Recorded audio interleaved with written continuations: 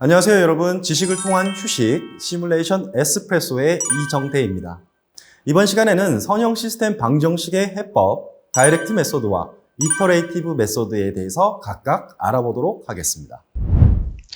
지난 시뮬레이션 에스프레소 1편에서는 정적 비선형 해석의 핵심을 살펴보았는데요.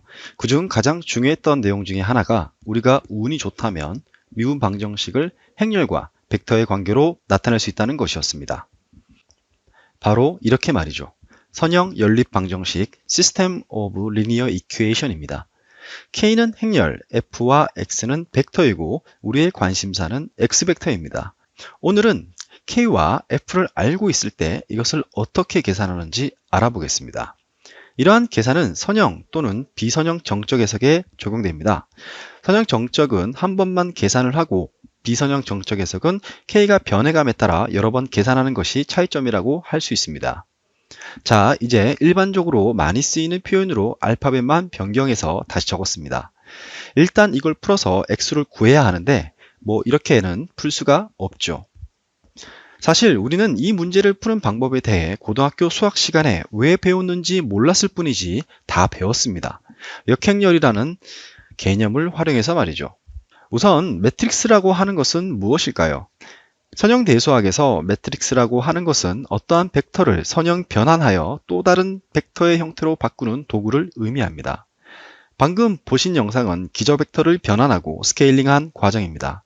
이제 다시 식을 읽어보면 X라는 벡터를 매트릭스 A를 통해 선형 변환하여 B를 얻었다라고 할 수 있습니다.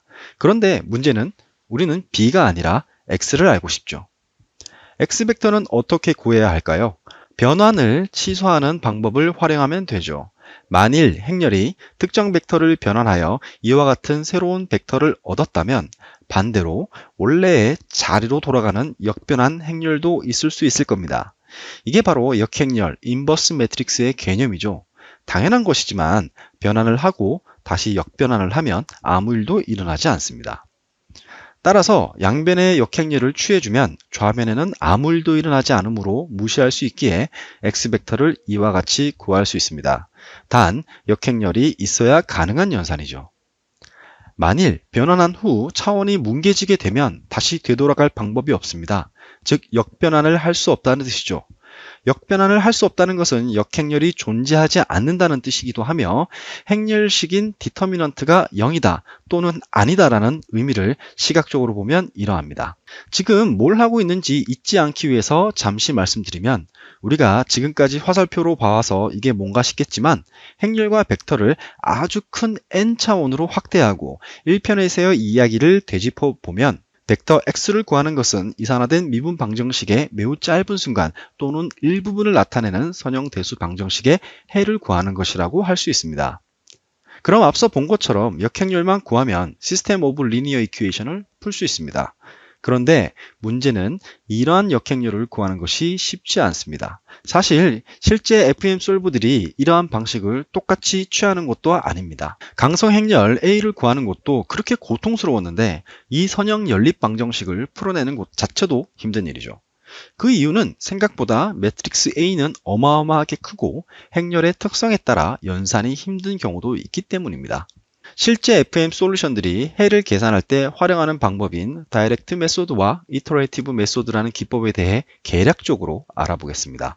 이렇게 두 부류로 나눈 이유가 있겠죠. 그 이유는 주어진 해석 문제에 따라 성능을 더 잘 발휘하는 녀석이 따로 정해져 있기 때문입니다. 우선 다이렉트 리니어 이퀘이션 솔버에 대해 간략히 알아보겠습니다. 다이렉트 솔버도 다양한 종류가 있습니다. 가우스 소거법이라고 한 번쯤은 들어보셨을 것 같은 기법이 있고 스파스 기법 등이 있습니다. 각 방법의 상세한 연산에 대해 다루는 것은 본 영상의 목적이 아니죠. 우리는 느낌만 알면 됩니다. 느낌이라고 하는 것은 바로 각 기법의 특징이 무엇이고 어디에 쓰면 적당한가이겠죠. 가우스 소거법은 풀이 과정에서 미지수가 점점 소거되는 방법을 통해 해를 구하는 방식이고 스파스 솔버는 강성 행렬이 스파스 매트릭스일 경우 매우 빠른 계산을 해주는 특징이 있습니다. 스파스 매트릭스란 행렬 대부분이 0인 행렬을 의미합니다.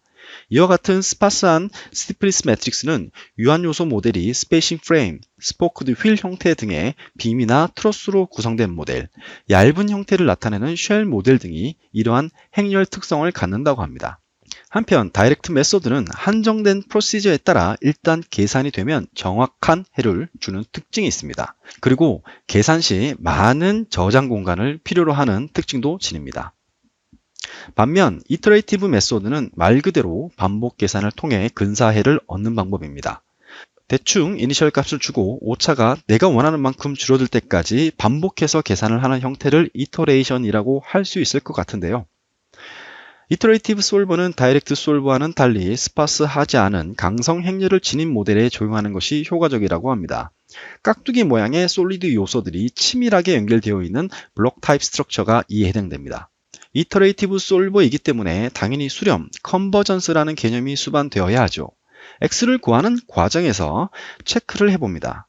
ax-b가 오차일 텐데 이 레지두얼이 일정한 값 이하가 될 때까지 계속 반복 계산을 하게 됩니다. 여기서 잠깐 짚고 넘어갈 것이 있습니다. 우리는 FEM에서 이터레이션이라는 말을 여러 곳에서 듣게 되는데요. 적절한 메쉬를 찾기 위한 메쉬 컨버전스나 뉴턴법을 통해 힘의 평형을 찾는 과정에서도 이터레이션이라는 단어를 사용하죠. 주의할 것은 본 영상에서의 이터레이티브 메소드는 그것들과는 전혀 상관이 없고 단지 AX는 B 형태에서 X벡터를 찾는 것에 대한 것을 뜻합니다. 한편 매트릭스라고 해서 다 같은 매트릭스가 아니죠. 매트릭스의 고유 특성에 따라 좀 달라지는데요. 이 강성 행렬이라는 녀석들도 컨디션이 좋아야 수치 해석이 원활해집니다. 행렬의 특징을 나타내는 컨디션 넘버라는 것이 있습니다. 특정 행렬 A의 컨디션 넘버가 작으면 well conditioned라고 하고 크면 ill conditioned라고 부릅니다. 그런데 ill conditioned 행렬을 가급적 이터레이티브 솔버에서는 피해야 합니다. 계산 측면에서 비효율적이기 때문이죠. 왜 그럴까요? 가장 간단한 2차원 행렬로 보겠습니다. 이것을 그래픽적으로 나타냈을 때 ill conditioned는 해를 구하는 측면에서 불확실성이 높기 때문에 이터레이션 과정이 더디게 진행되므로 수렴이 잘 안된다고 합니다. 한편 크릴로프 서브스페이스 방법에서 프리컨디셔너라는 특수한 행렬을 추가로 도입하여 시스템 매트릭스의 컨디션 넘버를 줄여 수렴성을 높이는 기법을 활용하기도 합니다. 이제 현실로 돌아가 볼까요? 실제 시뮬레이션 환경에서 사용자의 경우 솔버 지정을 어떻게 할까요? 사용자 측면에서 오늘 다룬 내용을 실제 해석에 반영하는 것은 어렵지 않습니다.